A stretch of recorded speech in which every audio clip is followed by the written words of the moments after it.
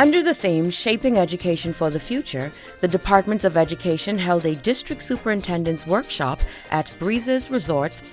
Julian Anderson, Deputy Director of Education, responded as follows when asked what he thought district superintendents would take away from the workshop. In the house, Andros in the house, Grand Bahama in the house, Elutra in the house, Exuma in the house, and New Providence in the house. Mr. Anderson discussed the importance of the leadership role district superintendents undertake.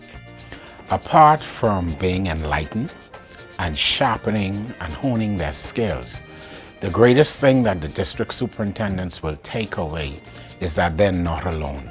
That the Ministry of Education, and by virtue of both ministers present today, our Director of Education and other deputy directors that are present today, it signifies the important work that our superintendents do.